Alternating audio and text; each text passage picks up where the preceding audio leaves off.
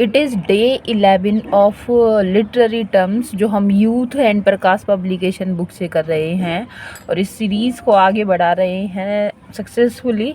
और देखिए यहाँ पे क्वेश्चन क्या है कि in drama an aside is address. ठीक है, तो ड्रामा, हमने ड्रामा पढ़ा है कि भाई ड्रामा क्या होता है।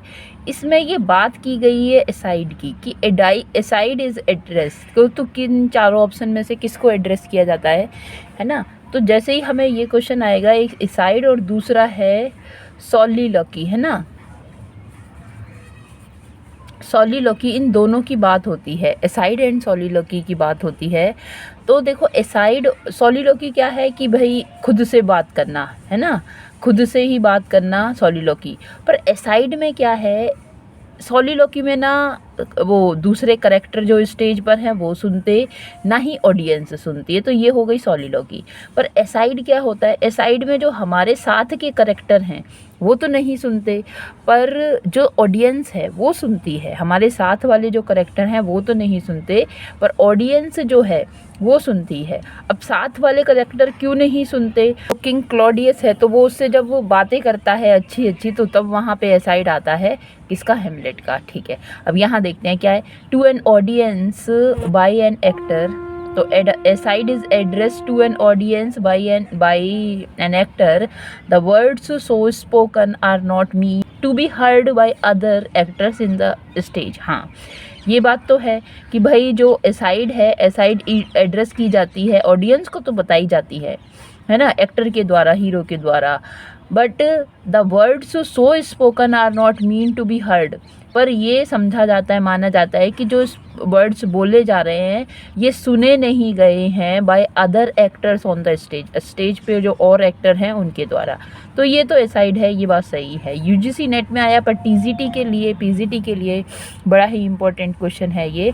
और क्या लिखा है कि to other actors of the stage the words so spoken are not mean to be heard by the, नहीं, ऑडियंस नहीं, क्योंकि सॉलिलोकी में तो ऑडियंस भी नहीं सुनती, स्टेज पे एक्टर हैं वो भी नहीं सुनते, पर यहाँ इसमें एसाइड में ऑडियंस तो सुनती है, तो ये वाला तो नहीं होगा।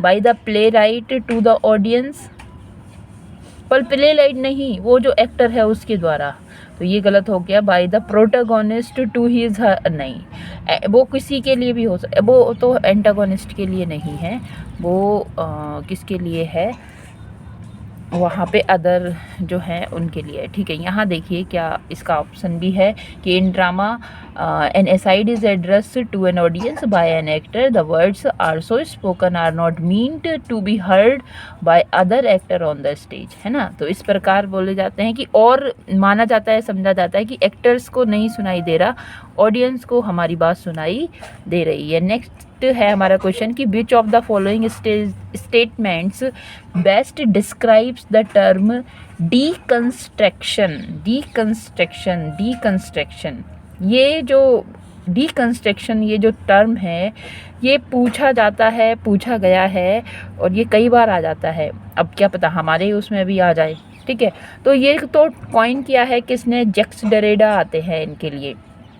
अब यहाँ पहले इस वर्ड का ही मतलब समझ लो, तो क्या पता हमारे लिए थोड़ा बहुत हमें मिल जाएगा अपने काम की चीज़, जहाँ तक टीजीटी पीजीटी में पूछा जाए उसके लिए। तो देखो, कंस्ट्रक्ट करना तो बनाना है, और डीकंस्ट्रक्ट करना है ना, डीकंस्ट्रक्ट करना, तो फिर उसको क्या करना है, डीकंस्ट्रक्शन का मतलब, डीकंस्ट्रक्ट का मतलब यूँ समझिए कि डी का मतलब अवे से होता है, जो बनी हुई चीज़ है, जैसे कि जिससे बनी है, जैसे कि कोई बिल्डिंग बनी है तो बिल्डिंग ईंट, एक ईंट है ना, फिर इसके ऊपर सीमेंट और फिर एक ईंट। ठीक है, अब जब ये बन रही थी तो मैंने नहीं देखी, है ना, तो अब मुझे नहीं पता कि ये जो बिल्डिंग बनी है कैसे बनी है ना, मुझे नहीं पता कैसे बनी है। पर अब अगर मुझे ये पता करना है कि कैसे बनी है, तो मैं क्या करूँगी, एक एक चीज़ को, ये जो बनी हुई है इसको हटा के, डीकंस्ट्रक्ट करके, इसका कंस्ट्रक्शन जो है उसको अवे करके, दूर करके, डी करके देखने का प्रयास करूँगी कि ये कैसे बनी है। तो ये कहीं ना कहीं क्या है कि एक एग्ज़ामिनेशन का ये तरीका है कि किसी चीज़ को हमें नहीं पता उसके बारे में, तो उसको एग्ज़ामिन करना है, हमें उसकी जांच करनी है। तो जांच करने के लिए हमें देखना पड़ेगा कि भाई जो प्रोसेस है उसके बनने की, तो क्या प्रोसेस है। तो ये इस तरह से एक डीकंस्ट्रक्शन है। उसी तरह से पोइट्री में भी भाई किसी ने कोई पोइम लिखी है ना, किसी ने कोई पोइम लिखी है। अब कोई वर्क जिसने भी लिखा है, कुछ भी पोइम लिखी है, प्रोज, पोइट्री, नॉवल जो भी है, तो उसका नाम हटा के, वहाँ से टाइटल हटा के, ठीक है, अब क्या करना है, उस वर्क को देखना है, उस वर्क को जांचना है। वो एग्जामिनेशन का ये तरीका है कि ये जो पोइट्री बन गई ये कैसे बन गई, है ना, इसके पीछे कौन कौन से उसके माइंड के कन्फ्लिक्ट रहे, रीज़न रहे, एस्टेसी रही उसके, है ना, दिमाग की क्या उपज रही। तो कहीं ना कहीं जो ये खोजने वाले ये खोजते हैं कि भाई ऐसा क्यों उसने रचा, ऐसा रचने के पीछे रीज़न क्या है। इस तरह का ये आ गया। अभी मैं दिखाती हूँ, ये क्वेश्चन पूछा भी गया है। पर यहाँ देखिए कि डीकंस्ट्रक्शन डिस्क्राइब करता है ये टर्म किस चीज़ को, कि इट सीक्स टू एक्सपोज करना, खुलासा करना, the problematic nature of centred discourses.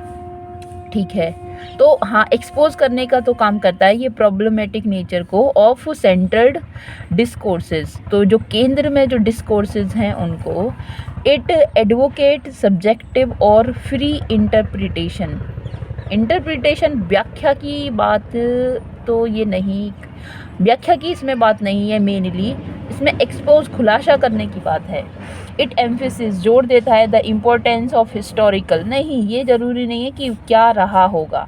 हाँ, इस बात को भी कहता है कि भाई हमने उस पोइम का, हमने क्या किया, राइटर का नेम हटा दिया, टाइटल हटा दिया, तो अब मतलब उस राइटर का हिस्टोरिकल तो हट गया। राइटर को जैसे सपोज हम जानते हैं, टाइटल से हमें पता चल जाएगा। सपोज विलियम वर्ड्सवर्थ की है, मिल्टन है 1802, है ना, तो हमने ये मिल्टन भी हटा दिया, वर्ड्सवर्थ भी हटा दिया। अब बताओ ये पोइम में क्या है। तो जो ये ये है क्रिटिक्स, तो वो फिर अब अपने तरीके सोचनेंगे कि ऐसा कब क्यों लिखा होगा, है ना, यूँ समझिए। एम्फेसिस द हिस्टोरिकल कॉन्टेक्स्ट को नहीं देता भाई, मगर कोई राइटर को हटाने के बाद ये सोचता है कि उस राइटर की क्या हिस्ट्री, क्या मेंटल कंडीशन उसकी रही होगी। It is method of critical analysis. तो यहाँ देखिए हमारा जो आंसर है क्रिटिकल एनालिसिस, तो ये है ही है, मगर हमारा आंसर है the term deconstruction seeks to expose, खुलासा करने का काम करता है problematic nature of centred discourse. और ये डीकंस्ट्रक्शन जैक्स डेरिडा ने दिया है। और इसका एक और हमने इसका क्वेश्चन देखा था, वो आप देखिए यहाँ ये क्वेश्चन पूछा भी गया है कि who associated with theory of deconstruction. तो यहाँ जैक्स डेरिडा ये दिया हुआ है। और देखिए क्या एक्सप्लेनेशन है कि the originator and name of deconstruction is French thinker Jacques Derrida, और deconstruction form of philosophical and literary analysis, literary analysis है ये, कि अब हम उसमें देखेंगे कि कौन कौन सी राइम है ना, राइम वगैरह, इन सब को देखेंगे, मीटर को देखेंगे, इसमें कुछ लिटरेरी टर्म छुपा है उसे देखेंगे, तो इन सब के बारे में। चलिए, तो नेक्स्ट हमारा क्वेश्चन है कि लेक्सिस रेफर्स टू। जो लेक्सिस है तो किसको बात करती है ना। ऐसे ही आपने एक वर्ड पढ़ा होगा लेक्सिकोग्राफर, तो डिक्शनरी कंपाइल करने वाले को लेक्सिकोग्राफर कहते हैं।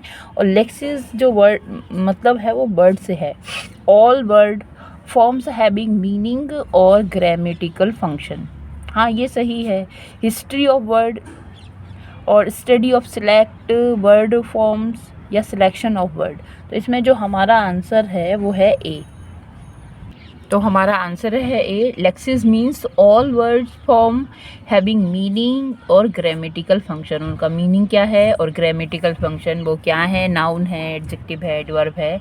नेक्स्ट है the line, she was a worthy women all her live husbands at church door she had 5। ठीक है, और ये एग्जाम्पल है किसका, ब्लैंक वर्स का, हीरोइक कपलेट का, क्लेरी ह्यू का, फ्री वर्स का।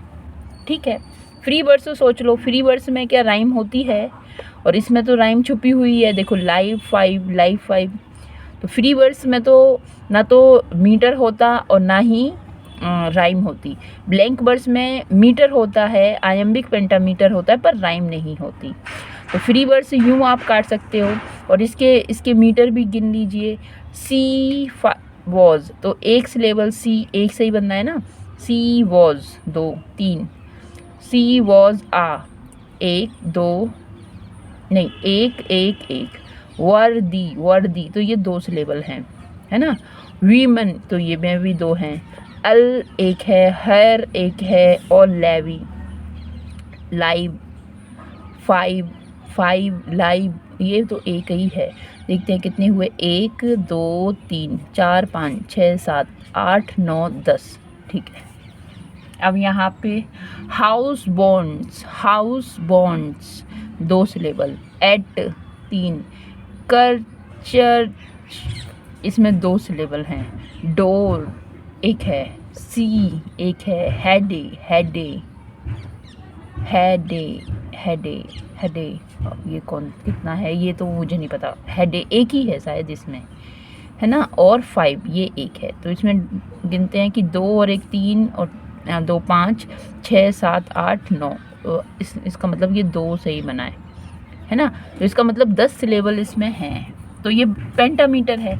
अब देख लीजिए ब्लैंक वर्ड्स में ये नहीं होता कि क्या कहते हैं कि मीटर जो है उसमें मीटर नहीं होता, और फ्री वर्ड्स में भी नहीं होता मीटर और राइम, और इस ब्लैंक वर्ड्स में राइम भी नहीं होती पर मीटर होता है। अब हीरोइक कपलेट हमने देखा है कि आयम्बिक पेंटामीटर है, चौसर ने इसको इजाद किया है, और ये हीरोइक कपलेट ही है ना, जिसमें मीटर होता है। पर क्लैरी ह्यू क्या है, वो नया वर्ड है ये बड़ा ही। अब क्लैरी ह्यू का मतलब है क्या कि क्लैरी ह्यू है ना एक पोएम है। जैसे कि मैंने आपको कुछ वर्ड दे दिए, कि मैंने आपको चिड़िया गुड़िया, और मैंने चिड़िया दे दिया, गुड़िया दे दिया, और मैंने आपको क्या दे दिया, किताब, और ऐसा ही किताब से मैच करता हुआ एक और वर्ड दे दिया, है ना। तो फिर आप पोएम बनाओ, तो उन वर्ड्स मैंने दिए हैं, और फिर आपके ऊपर, जैसे छोटे बच्चों की उसमें बुक में आपने देखा होगा वो क्लैरी ह्यू होती हैं, उस तरह की पोएम। कुछ वर्ड्स दे दिए जाते हैं राइमिंग मतलब राइम वाले, और बस बच्चों से कहा जाता है उनकी भाई आप इसको क्या बनाइए, पोएम बनाइए, तो वो क्लैरी ह्यू पोएम होती है। A heroic couplet is a traditional form of English poetry commonly used in epic and narrative poetry and consisting of aiming pair of line। तो ये हमें आयम्बिक पेंटामीटर के बारे में बता रहा है यहाँ पे, तो यही इसका आंसर है। नेक्स्ट हमारा क्वेश्चन है कि who among the following writers does not belong to the group university wits. ठीक है, तो इनमें से कौन सा यूनिवर्सिटी बिट्स से बिलोंग नहीं करता, कि जॉन लिली, जॉर्ज पीले, थॉमस नेस या थॉमस किड। ये चारों ही यूनिवर्सिटी बिट्स हैं। शायद इसमें ये कहा है कि who among the following does belong, तो चारों ही बिलोंग करते हैं। Who among the following does not belong to the group of university, the university. अच्छा, इनमें से बिट हटाओ कि कौन सा यूनिवर्सिटी से बिलोंग नहीं करता। देखो इनमें जो हम देखते हैं ना 7 जो ये वर्क राइटर हैं, इनमें से ना थॉमस किड एक ऐसे राइटर रहे हैं जो किसी भी यूनिवर्सिटी से बिलोंग नहीं करते, मगर फिर भी वो कौन है, फिर भी वो यूनिवर्सिटी बिट्स है। तो ये थॉमस किड है, ये है ना। यहाँ बिट्स नहीं लिखना होना चाहिए, यूनिवर्सिटी होगा तो फिर अब ये क्वेश्चन समझ में आ जाएगा कि यूनिवर्सिटी बिट इस फ्रेज़ है, यूज़ किया जाता है name of group 16th century के जो इंग्लिश प्ले राइट है उनके लिए, जो एजुकेट हुए थे यूनिवर्सिटी ऑफ ऑक्सफोर्ड में एंड कैम्ब्रिज में, और जो became popular writer among the wits and Marlowe among the wits. ठीक है, वर कौन कौन थे, मार्लो ग्रीन नेस, ये है ऑक्सफोर्ड से। कैम्ब्रिज से लिली लॉज पीले, और ये जो है किड, थॉमस किड, तो ये किसी भी यूनिवर्सिटी से नहीं पढ़े, मगर फिर भी इनका इंटेलेक्चुअल बुद्धिमत्ता इनकी इतनी ज़्यादा थी कि इनको है ना कंसीडर किया जाता है यूनिवर्सिटी बिट्स में। इनकी प्लेज भी, राइटिंग भी बहुत अच्छी इनकी रही हैं, और इस वजह से भी although his name also sometimes associated with sometimes नहीं भाई हमेशा के लिए, अब तो जुड़ गया sometimes क्यों है, ठीक है, तो इसीलिए, पर ये यूनिवर्सिटी से नहीं पढ़े, ये याद रखना है। नेक्स्ट है कर्टल सोनेट। कर्टल सोनेट की हमने कल भी बात की थी, ये क्वेश्चन आया और ये हॉपकिंस हैं, उन्होंने ये टर्म दिया है कर्टल सोनेट का। तो 11 लाइन इसमें होती है, सोनेट में तो 14 लाइन होती हैं, पर ये कर्टल सोनेट में 10.5 लाइन होती हैं, पर यहाँ 10.5 ऑप्शन नहीं है तो 11 ही हमें लगाना होगा। ठीक है, तो ये आप देखिए इसका एक्सप्लेनेशन कि curtal sonnet is a form invented by Gerard Manley Hopkins and used in 3 of his poems. It is 11 line or more accurately 10 line sonnet. But rather than the first 11 line of a standard sonnet, it consists precisely 3/4 of the structure of Petrarchan sonnet, shrunk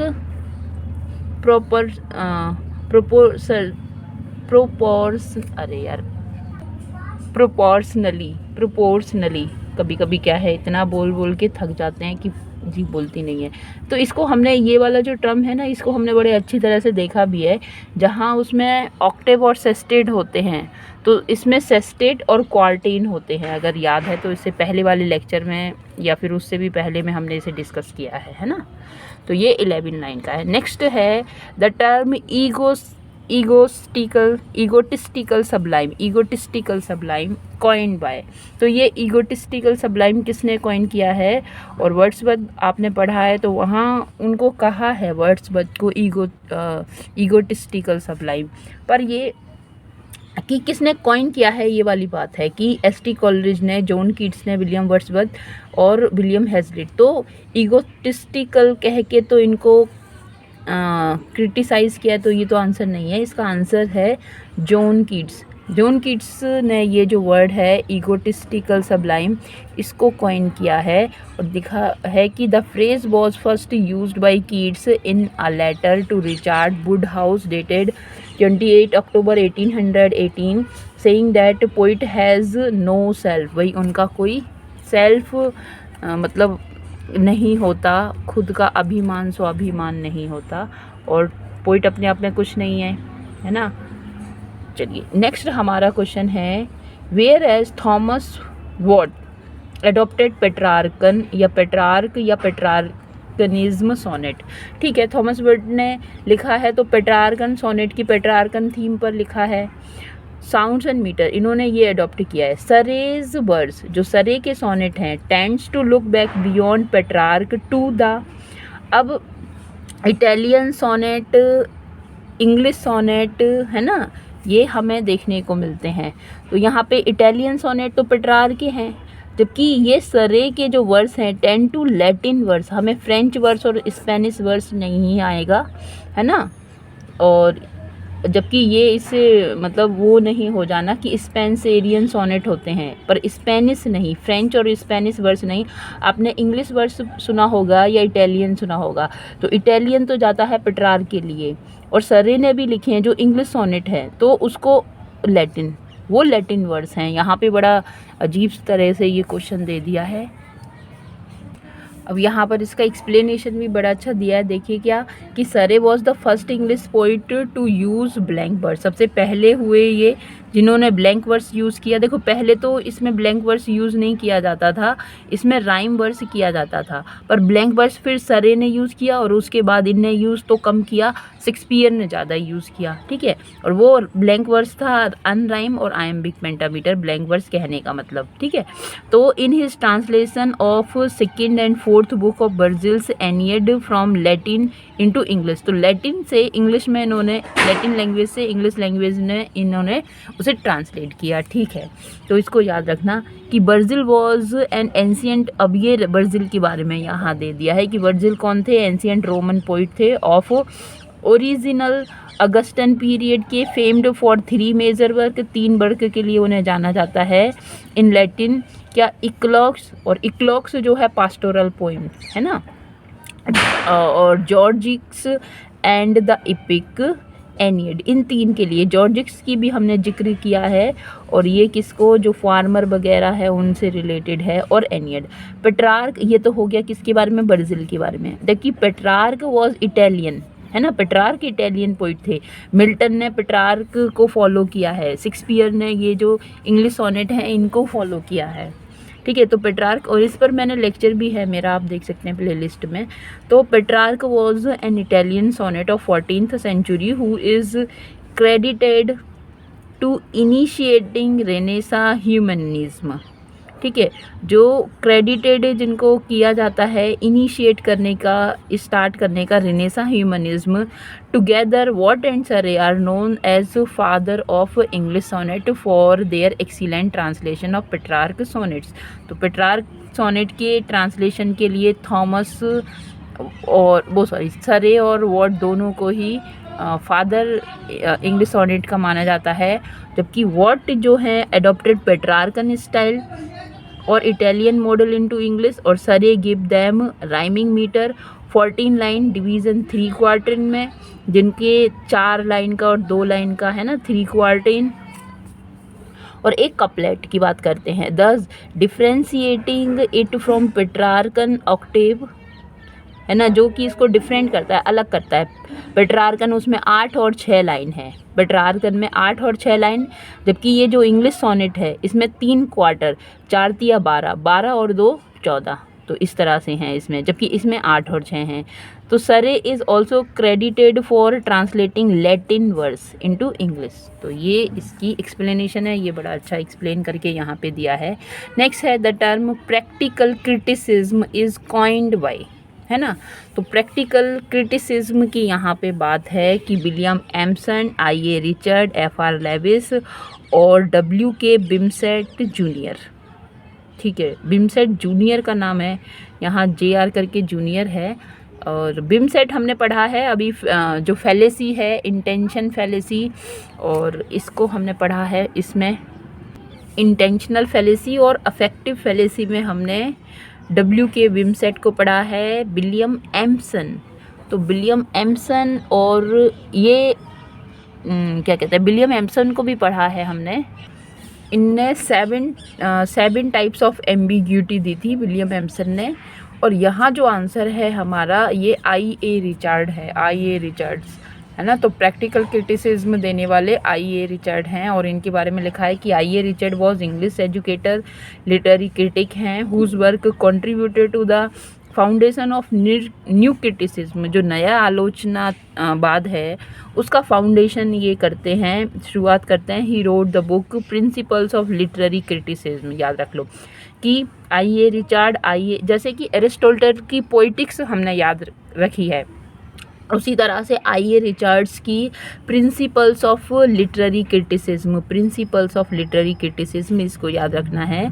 और इसी के अंदर इन्होंने ये जो phrase है वो coin किया था, प्रैक्टिकल क्रिटिसिज्म। नाउ नेक्स्ट हमारा क्वेश्चन है स्पेंसेरियन स्टेंजा हैज़। तो बड़ा इंपॉर्टेंट है और ये कई बार पूछ लिया है कि इसमें 4 आयम्बिक पेंटामीटर होता है, 6 आयम्बिक होता है, या 8 आयम्बिक पेंटामीटर्स होते हैं, या 10 आयम्बिक पेंटामीटर होते हैं।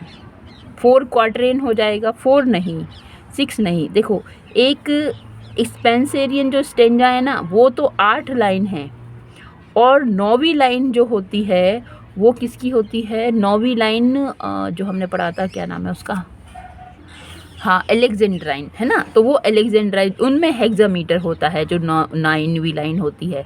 तो स्पेंसेरियन स्टेंजा में 8 लाइन होती हैं। देखिए इसका आंसर कि a Spenserian stanza has 8 iambic pentameter, 5 feet का होता है, मतलब pentameter 5 feet, lines in a final Alexandrine iambic hexameter. तो 8 और 1 9 हो गए। और आप देखिए इससे पिछले वाली वीडियो वहाँ पे मैंने समझाया है उस लेक्चर में, विद अ राइमिंग स्कीम हैंस। तो फिर ये राइम स्कीम होती है ए बी 4, बी सी 8, और ये 9वीं C। तो ये जो 9वीं लाइन है वो अलेक्जेंड्रियन है, और इसमें क्या होता है, इस 9वीं लाइन में हेक्सामीटर होता है, पेंटामीटर नहीं होता, ठीक है। तो इस तरह से ये 9 लाइन मिलकर एक स्पेंसेरियन स्टेंजा को बनाती हैं, स्पेंसेरियन स्टेंजा। नेक्स्ट है homonyms are word that UGC net में पूछा गया है। होमोनिम क्या होता है भाई, ठीक है।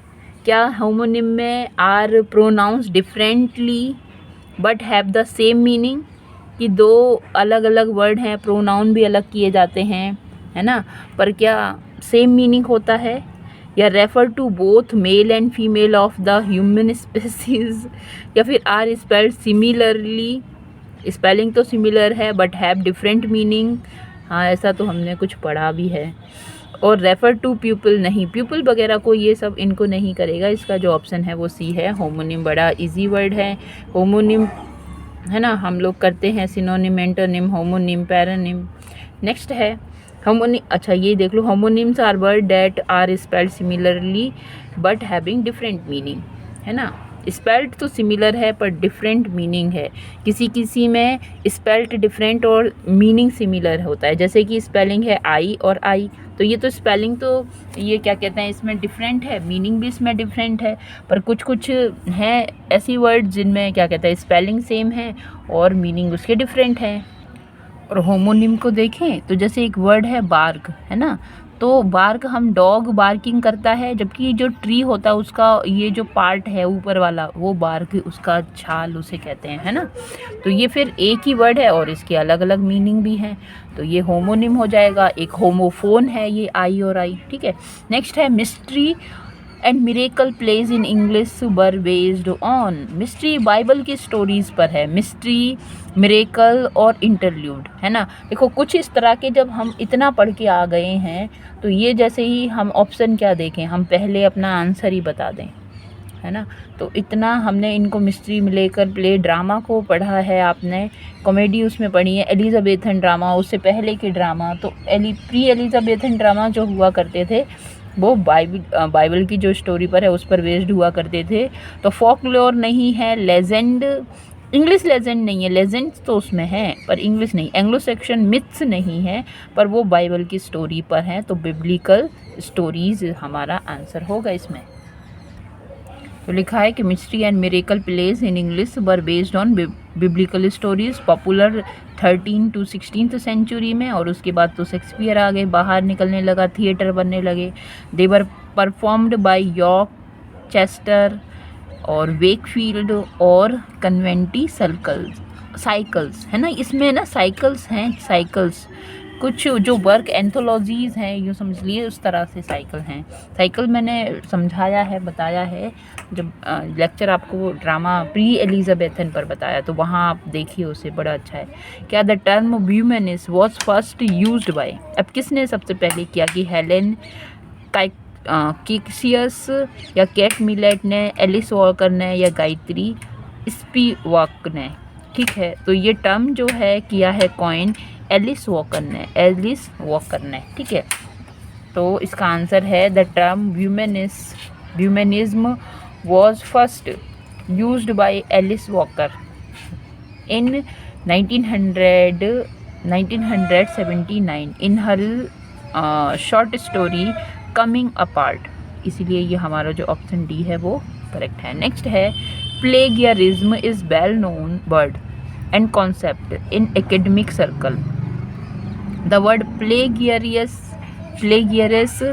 in Latin however meant, देखो प्लेगियरिस्ट हम कहते हैं, हम क्या कहते हैं, मतलब आलोचक कहते हैं शेक्सपियर को कि भाई वो प्लेगियरिस्ट है, और प्लेगियरिस्ट का मतलब वहाँ है कि भाई वो चुराने वाला चोर है। क्या चीज़ चुराने वाला, वो किसी दूसरे की जो राइटिंग है, रचना है, उनको चुराने वाला है। तो किसी की पोएम है, रचना है, किसी का वर्क है, उसे अपना बना लो, है ना, और पब्लिश अपने नाम से करवा दो, तो फिर मतलब क्या है कि तुम प्लेगियरिज्म। पर ये यहाँ प्लेगियरिज्म की बात है, और इसका क्या मतलब है, ट्रिक्स्टर और चीट, या क्विक एंड स्विंडलर, या लोफर और राउट, या फिर टॉर्चरर और प्लंडरर।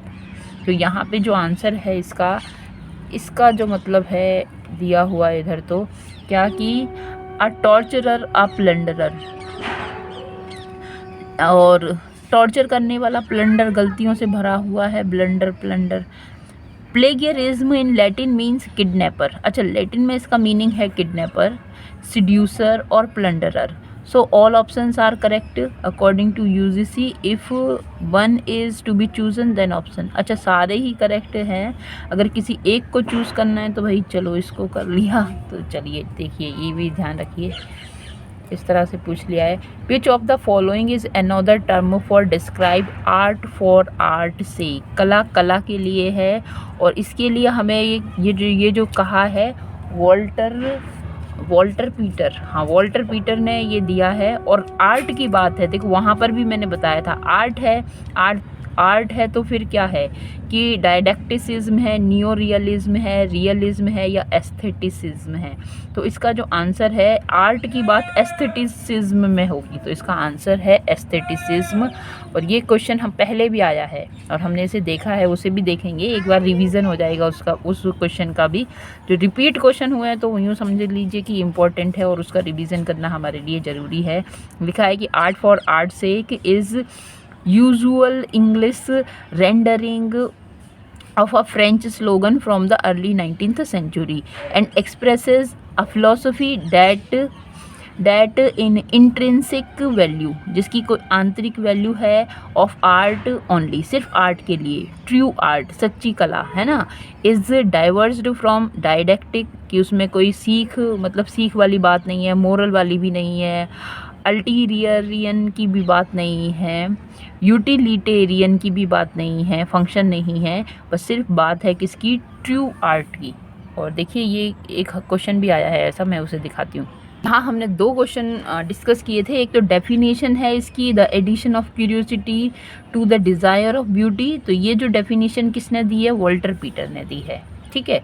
और ये जो है वो उसी से ही है, किससे, इसकी डेफिनेशन की, रोमांटिसिज्म की, और वॉल्टर पीटर की बात है। और यहाँ पे art exist for art sake और फॉर इट्स ब्यूटी अलोन, सिर्फ ब्यूटी के लिए, है ना, और no need to serve political, didactic और अदर पर्पस। तो ये वाली जो बात कहाँ कही जाती है, तो इसका भी आंसर क्या था, एस्थेटिसिज्म में, है ना, एस्थेटिसिज्म में।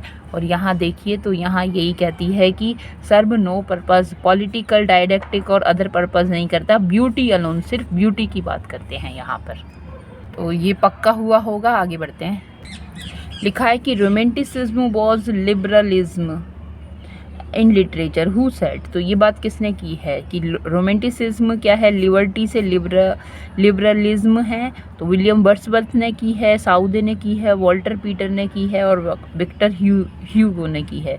तो देखो रोमांटिसिज्म एक डेफिनेशन इन्होंने भी दी है, वर्ड्सवर्थ ने भी रोमांटिसिज्म के यही बने हैं भाई, इनके जब लिरिकल बल्लड पब्लिश हुए, रॉबर्ट साउदे इन्हीं के टाइम के हैं, पर ये इसका जो आंसर है विक्टर ह्यूगो है, तो इसको याद रखना है। तो विक्टर ह्यूगो रोमांटिसिज्म को, लिबरलिज्म, लिटरेचर को परिभाषित करते हैं। और विक्टर ह्यूगो जो हैं 26 फेब और 1802 19 मई 1885, तो ये फ्रेंच पोइट, नेबलिस्ट, ड्रामाटिस्ट ये थे।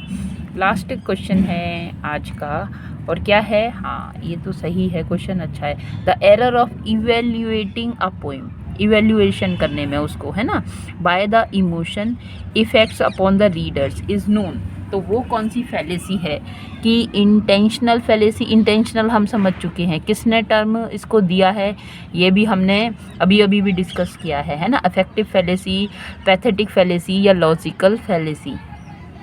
तो इसका आंसर है जब इवेल्युएट करने में इमोशन बीच में आ जाए तो अफेक्ट करेगा भाई, इवेल्युएशन, उसका इमोशन ही तो लोगों को अफेक्ट करेगा, पढ़ने वाले रीडर को, तो इसीलिए ये इफेक्टिव फैलेसी है। और इंटेंशनल फैलेसी, तो उसमें इंटेंशन ये कि भाई क्या पोइट की इंटेंशन रही होगी जब उसने ये वर्क लिखा है, तो वो फिर इंटेंशनल फैलेसी है। तो अफेक्टिव फैलेसी टर्म का सर्वप्रथम वीके बिमसेट और मोनरो बियर्ड्सले द्वारा किया गया था। ये फैलेसी तब होता है जब हम किसी पोइम को इसके रीडर पर इमोशनल इफेक्ट से जज करते हैं, है ना, तो ये अफेक्टिव फैलेसी है। तो कैथारसिस जैसा हो गया ये तो, ठीक है। चलो आज के लिए इतना ही, thanks for watching it, hope करती हूँ आपको अच्छा लगा होगा। लाइक शेयर सब्सक्राइब करके मुझे सपोर्ट करें, थैंक यू।